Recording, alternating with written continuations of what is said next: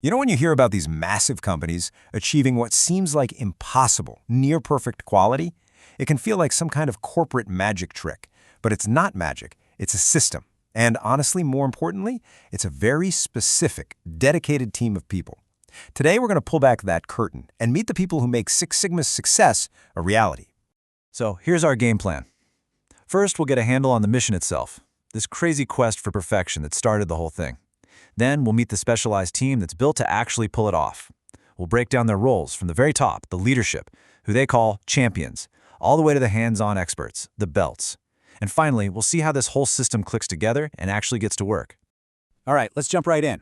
To really get why the team is structured the way it is, you first have to understand the mission they're on. And believe me, it is one ambitious mission, the quest for perfection. I mean, really think about it. For a huge global company, how do you make sure your product or service is excellent every single time?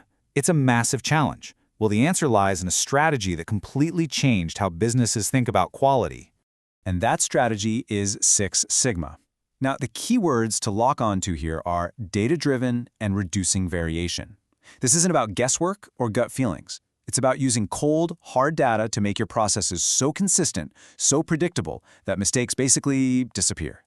So how perfect is near perfect? Well, in the world of Six Sigma, it's not some vague, fuzzy goal. It's a number, a very precise statistical target, 3.4. That's 3.4 defects for every million chances to have one. Just let that sink in for a second. For every million times something could go wrong, a process at the Six Sigma level only messes up 3 or 4 times. That is an absolutely incredible standard of quality, and it's the number at the heart of this entire thing. Okay, so you can probably guess that hitting a number that precise doesn't just happen by accident. You can't just send out a memo and hope for the best. Nope. You have to build a dedicated, highly trained team of experts. And this quote from our source material just nails it. Six Sigma builds a specialized infrastructure of employees. This isn't a side gig or a weekend workshop, it's a real career path. It creates this internal structure of experts who are fluent in the complex tools needed to chase down that 3.4 defects per million goal. And this pyramid, this is basically our roadmap for that whole infrastructure. It shows us how all the pieces fit together. So for the next few minutes, we're going to build this thing out, level by level, from the high-level vision at the top right down to the people doing the work on the ground. Let's start at the very top of that pyramid with the strategic leadership. In Six Sigma, this role is called the champion. A champion, or sometimes a sponsor, is a senior leader, a big boss. And this is so important because it means these projects have real executive muscle behind them. They're the ones who pick the projects and make sure they line up with the company's biggest goals. But maybe their most critical job? They're the roadblock removers. They clear the path so the project teams can actually get stuff done. So, the champions are setting the vision and freeing up resources. But who's actually getting their hands dirty and doing the work? Well, for that, we move down the pyramid to the practitioners, known as the belts. Now, this is probably the most famous part of Six Sigma. The whole belt thing is, of course, borrowed from martial arts, where different colors mean different levels of skill. And it's a brilliant way to create a really clear hierarchy and career path for these quality experts inside a company. At the very top of this pyramid, you've got the master black belts. Think of them as the senseis, the in-house gurus of Six Sigma. This is their full-time job. 100% of their time is spent coaching and mentoring the other belts, making sure the methodology is being used correctly all across the company. And who do they coach? The black belts.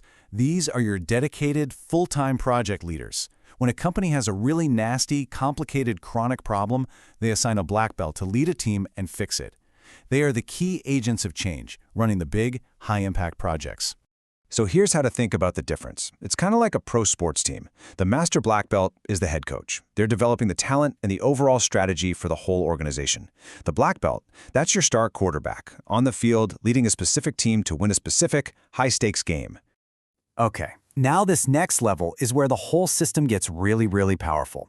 Meet the green belts. Unlike the master and black belts, green belts are not full-time Six Sigma pros. They work on improvement projects part-time, alongside their regular jobs, usually running smaller projects inside their own departments. And this difference is the secret sauce to making Six Sigma stick. The black belts are like the special forces. They come in to tackle the biggest missions. But the green belts are like soldiers embedded in every single department, making continuous improvement part of the daily routine. It stops quality from being some separate thing and makes it part of the company's DNA. And finally, at the foundation, you have your yellow belts. These are employees who've had basic training, so they speak the language and understand the process. They are essential team members, helping the green and black belts collect data and put solutions into action on the ground. So, we've met the team, we have a champion for leadership and this whole hierarchy of belts to get the work done. But what do they actually do? What's the playbook? How does this system spring into action? Well, they follow a very structured 5-phase problem-solving method. It's called DMAIC, pronounced DMAIC. This is the roadmap that every single project team follows to make sure their work stays disciplined and, you guessed it, data-driven. The 5 phases are pretty simple, but they're incredibly powerful. First, you define the problem with crystal clarity, no vague stuff. Then, you measure how things are working right now to get a baseline. Next, you analyze all that data to find the real root cause. Based on that analysis, you improve the process. And finally, and this part is crucial, you control the new process to make sure things don't slide back to the old way. And this is where it all comes together. The champion points to a strategic goal, a black belt is assigned to lead the project, using DMAIC as their map, and they guide a team of green and yellow belts who actually make the changes. It's a perfectly integrated system of people, roles, and process. So the next time you use a product or a service that just works flawlessly without you even thinking about it, remember, it's probably not an accident.